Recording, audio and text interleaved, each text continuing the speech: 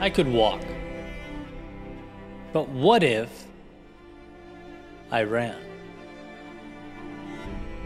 I could learn the rules, dedicate myself to efficiently following them. But what if I learned the rules to break them? What if I created a new game entirely? I could take who I was, polish it up, change my approach. But what if I completely recreated myself? What if I pushed yesterday out to sea like a paper boat in a storm and watched it sail away? Life is a game of levels. And believe me, no one understands the importance of showing up more than I. Fulfilling that promise to yourself that you'll be there for you. Standing tall and ready, willing to take the world on. But isn't it logical, once showing up has been instilled into one's DNA, once stepping forward has become second nature, to look around and ask, how can I show up in an even more powerful way? How can I take this walk to a sprint? Turn the few into many? How can I transform the I participated into I dominated? Because it's subtle, right? Moving from one level to another. There's no indicator. When does the right thing suddenly become not enough? When are we ready for more? It's a tough one. But for the few who really, truly, with all their heart want it, it's a question that must be asked. Perhaps it's when the hard thing becomes, well, routine. When you find yesterday's ceiling under your feet. Perhaps it's when the excitement has subsided. So look around and ask, is it time? Is it time to find a new level to elevate yourself to? Is it time to open the cage and let yourself further into the world? Because few find the courage to go, but even fewer find the courage to repeatedly ask more of themselves when life is heavy, when the road is untraveled. So, yes, you could walk, but what if you ran? What if you gave every ounce of yourself to the journey so that when it ends, as all journeys do, you can say you held nothing back? You conceded zero. Life is a game of levels, and should you decide the ascent is where the magic lives, you'll find yourself with the view that only the few will ever get the luxury of laying their eyes upon. You'll find that every time you were tired or depleted or unsure and you stepped forward anyway, you were creating the life of your dreams.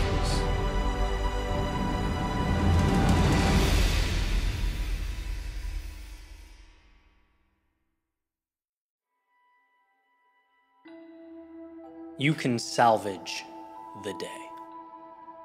You can salvage the week, the month, the year, the years. All is not lost. It's never lost. The trap is looking back and using what happened to define what will happen. Using what's behind you to map what's in front of you. What brought this to mind? Well, personal note, this has happened before. Today was not a good one. At least not until now. Not from a productivity standpoint. I just got back from Europe, a little jet lagged. I've never had more to do, but simultaneously done so little with my time, which is frustrating. but I'm going to the gym in an hour, and that leaves me 60 minutes to salvage what could easily have been looked back upon as a lost day. See, something that I think is beautiful about life is that you can get countless things wrong. You're afforded substantial room for error. And it's often, you only need to get one thing right. Like take dating, right? Countless wrong relationships. You only need one to work out, right? Entrepreneurship, ton of mistakes, lots of swings and misses. That's built into the process, but the one win can change everything. Or these stories, these ideas I share on social media, right? A lot of them totally miss. They resonate with me and, sometimes me alone. But if one resonates with others, one gains traction, there's a lot of impact to be had there. And so I wanted to share this because it's a slightly different angle to what I've talked about before. Of course, this has elements of, you don't feel like it, well, do it anyway, right? David Goggins would have an aneurysm hearing that I even contemplated not writing today. But here's the thing. It's very easy to group a period of time together and call it a loss. It didn't happen today, it might tomorrow, right? It's easy to look back on what you were and use it to build walls around yourself, to say it's what you are now, when in reality, there is still value to be squeezed out. Just because what existed before now was antithetical to everything you wanted it to be, well, that doesn't mean there's no win buried in there. It doesn't mean between 4:45 and 5:45 here today, I can't share something that's important to me that might help other people identify and dive into something that's important to them, right? All is not lost if time remains. It's a message that, sure, it might be psychologically easier to walk away from the day because the first half wasn't good, but that's not the move. There contains somewhere in there the seed that will grow, or at least begin the process of growing what you need. Jim Quick, he recently said, some days all you have is 40%. And on those days, giving 40% is 100%. Maybe seeing that subconsciously saved my day today. I don't know, but it's very easy to check out when the past was not what you wanted it to be. Instead of thinking, but one right move right now changes everything, changes the momentum, alters the personal identity. You're always one move, one decision away from reigniting momentum. A quote-unquote bad day can be completely mitigated with one incredible decision or action. So let's pull this up a level. Where does it bring us? It brings us to those moments we're sitting in bed, wishing things were a little different. Went a little differently, or looking in the mirror disappointed in the day, and instead of letting it define the story in totality, remembering that there's something there, maybe just one thing, one action, one decision, one move you can take to salvage what remains. There's some value you can find that will reposition your outlook on what has occurred. There is no loss here, only the win that hasn't happened yet.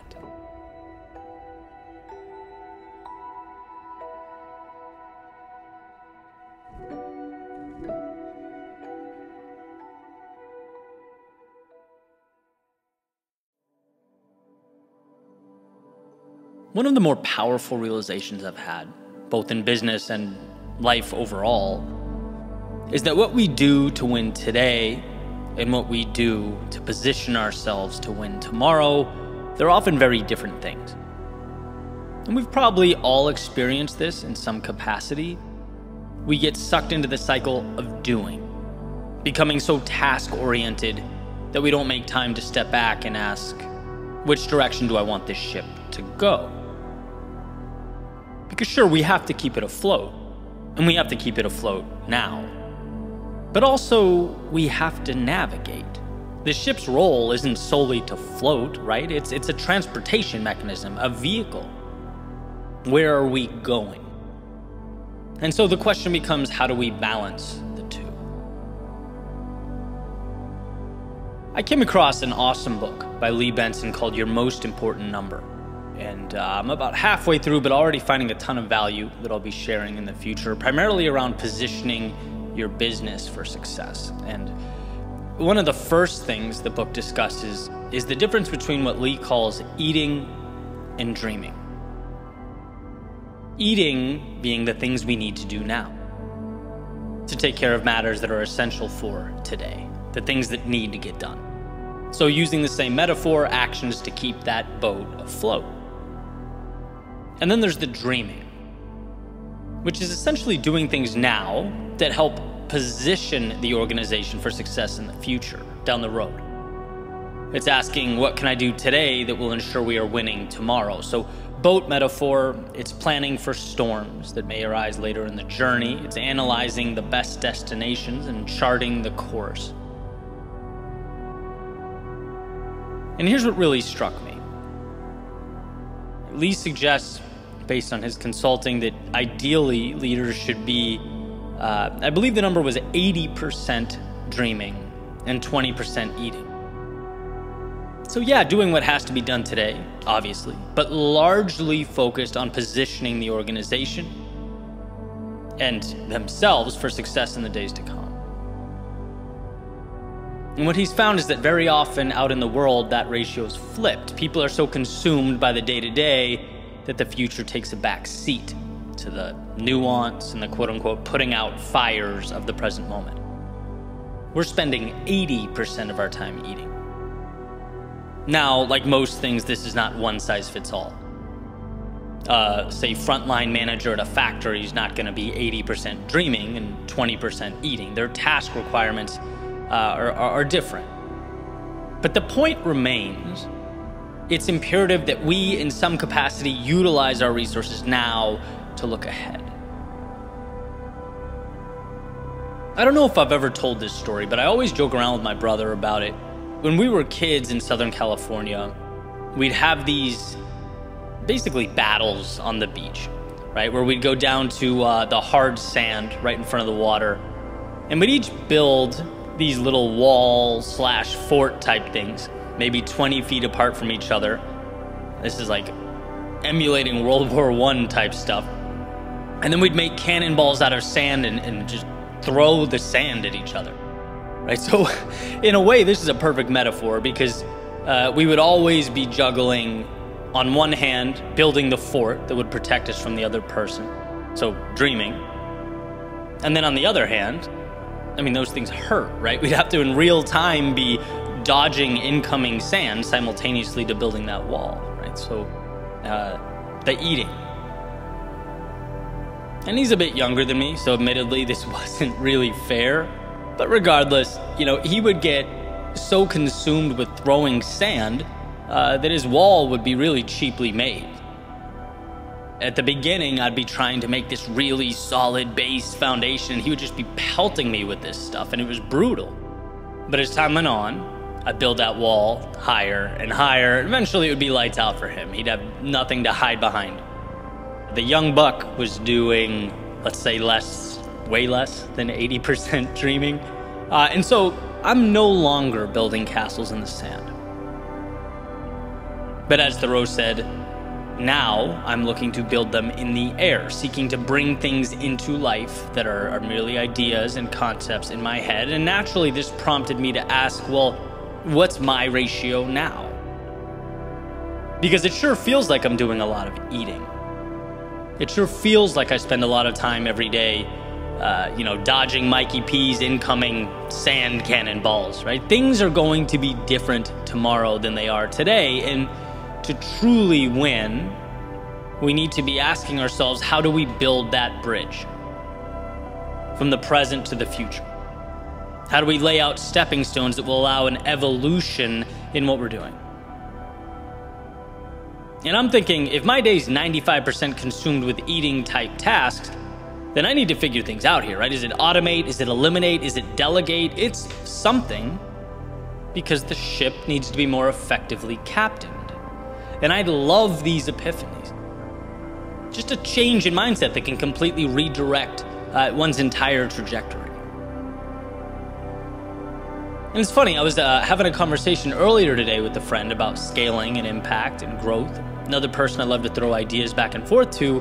And he asked me, well, Eddie, what are some of the ways your world within could make money? And I was like, oh, it's easy, right? And so I laid it all out in great detail, the ins and outs. And he says, that's awesome. But that's not the question I asked you. You answered a different question. You answered, how is the business making money now? I asked, how can it make money in the future? Boom, another epiphany. One of those instances where you catch yourself thinking small. And this isn't a knock on the work I'm doing now or the systems in place now. They're great now, but again, now isn't forever. If you have plans to add more value and create more impact, build more things, that has to be baked into your time and resource allocation. We all have to eat because we don't want to starve, but we also have to dream. Because if we're unable to look ahead, we simply will not be equipped to handle the turbulence of tomorrow, right? There's a duality to this game.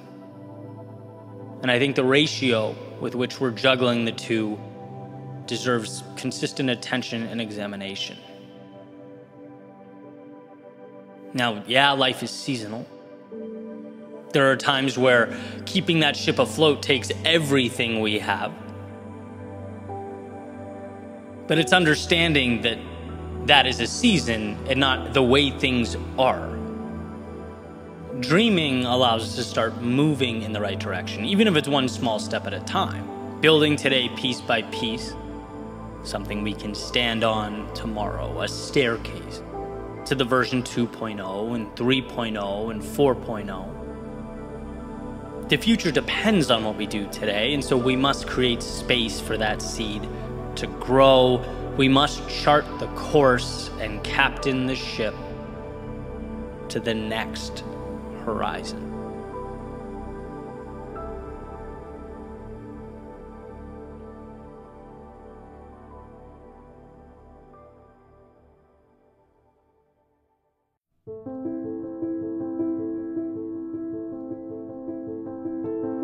Understanding what you want sometimes requires learning in 1,000 different ways what you don't. Uncovering who you are means first experiencing who you are not. Finding the right person or people in your life calls for initially letting the wrong ones in. Life seems to demonstrate that there's a price to pay in order to get where we need to be. Patience, exploration, they're expensive. They exhaust energy, time, resources, but they are the only way. As though one needs to dig a hole in their heart before fully understanding how to best fill it in. It's stepping back to leap forward. I've always believed the no's teach us more than the yeses, the chaos more than the calm. We are tasked with taking our hurt and from it better understanding ourselves, holding our losses and with them finding answers we once overlooked, embracing our fears and alongside them becoming courageous. That's why maintaining perspective is everything. When we find that we've been slighted by life, we have to recognize that, yeah, maybe we didn't get the answer we wanted in the short term, but still picked up something beautiful, something necessary. We still learned what didn't work and saw where not to go. Because every step taken in one direction is a simultaneous decision to not go another. To embrace one option is to neglect its inverse. Every loss is a data point. Every time we fall, our worldview is shaped.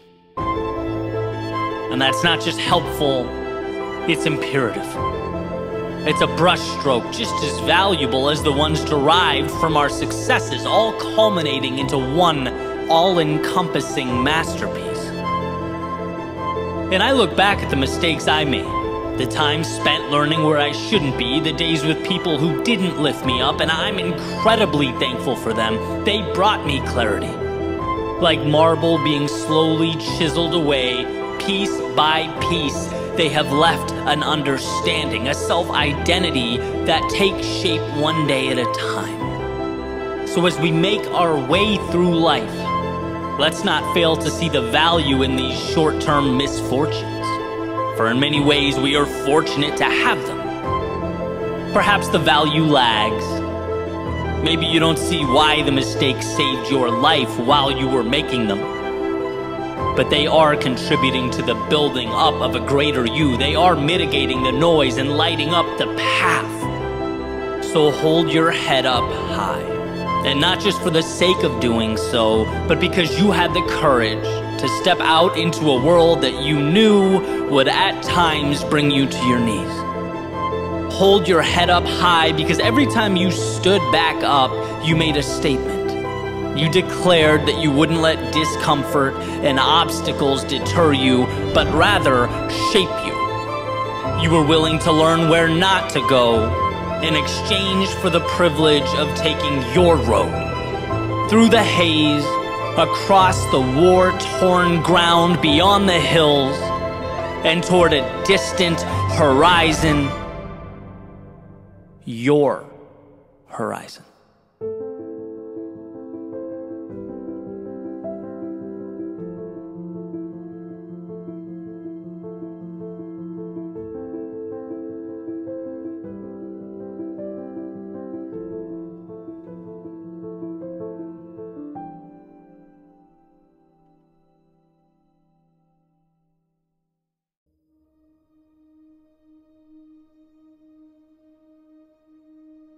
The road to this moment wasn't an easy one. There were times where you thought you knew, but simply didn't. There were plans made that drastically differed from the ones fate had prepared. There were days that made you question yourself, your beliefs, that made you ask, what is my purpose?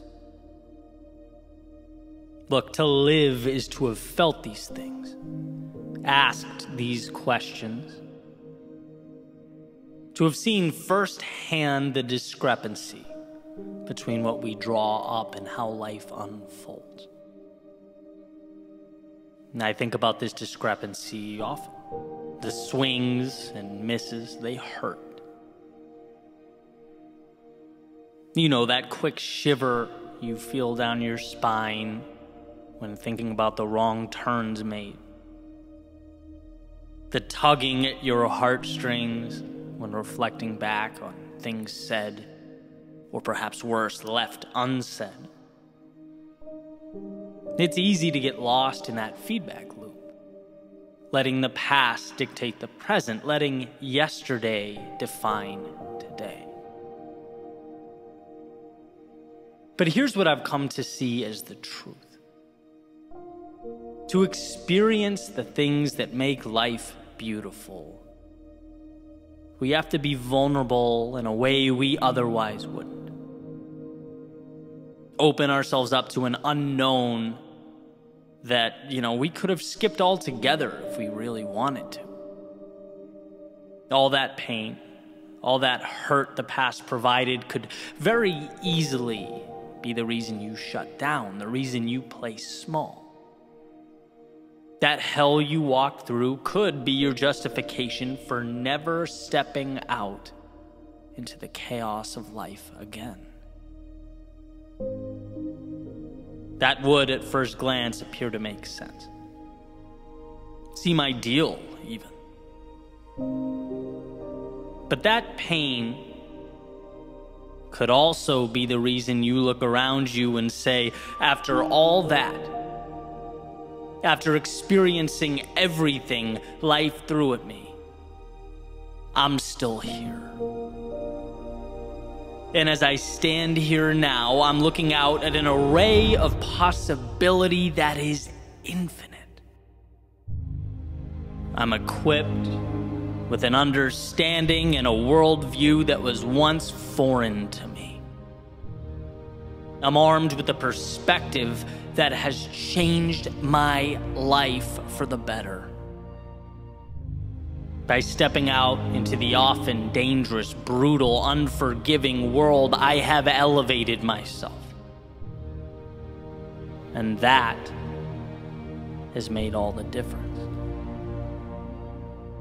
And while it may feel intuitive to run from a reiteration of yesterday's pain, it's wisdom that urges us to instead use that pain as a multiplier. The key to something more, something miraculous. Not to cower because we once endured it, but to stand tall because we overcame it. And that's what we often miss. We can think back to the adversity, sure, but we're often unable to see how that adversity shaped us. Our own strength, it's never gonna scream out at us. It's never gonna let us know it's there. We have to take the time to acknowledge its presence. We have to peer over our shoulders to see how far we've traveled. We'll always have obstacles before us. But if we don't stop and assess, we won't see that the obstacles have gotten bigger. Not because life's gotten harder, but because our own evolution has permitted us to step into bigger arenas. It has equipped us to take on larger adversaries. A simple willingness to be vulnerable has become the flame that lit up your soul. So the question is, will you step out? Will you see that vulnerability not as a crack in the foundation or a chink in the armor, but as strength? To love, it requires accepting a susceptibility to being hurt. To play the game requires an acceptance that you just might come up short. To bet on yourself means understanding that you might fall right on your face. To want more than you have now means acknowledging that you might be humbled along the way. This is what it means to live. Giving a piece of yourself in order to acquire that which means the most. The torturous, often counterintuitive willingness to step out into the darkness of night when your heart races and your mind moves 1,000,000 miles a minute. That's vulnerable. That is power. And it's an investment in a tomorrow that otherwise would not have been available to you. You are not your past. You are the wisdom derived from its lessons, the courage removed from its trials, and the hurt that was perhaps at one point the only thing you felt. It's not your reason to shrink into yourself. It's your reason to step back out, to say to the universe, I have the strength to again dance with the unknown, to risk the short-term discomforts that life often hands out like candy in exchange for the chance years from now to look at your reflection and say, I got back up. I did the hard thing. I followed my heart. I wandered into that darkness to obtain the wondrous reality that is, for a time, concealed. I did that. So love again. Grow again. Try again. Build again. Believe again, see again, feel again, step out into the world again. This is who you are. Underneath the fear and insecurity, underneath all those reasons to not go, there lives the beginning of the miracle that is life. And it won't be easy. The timing will never feel perfect, but the question will always exist. It will always exist within an arm's reach of where you stand. Can you be that vulnerable? Can you be that courageous? And not just when things are going well, but amidst the turmoil, the chaos, the self-doubt, when your memory only wants to play highlight reels of where things went wrong, where you swung and missed. Will you choose to see those moments not as the chains that confine you, but as the strength that elevates you? Will you be vulnerable enough to give away some of you in order to expand and transform all of you?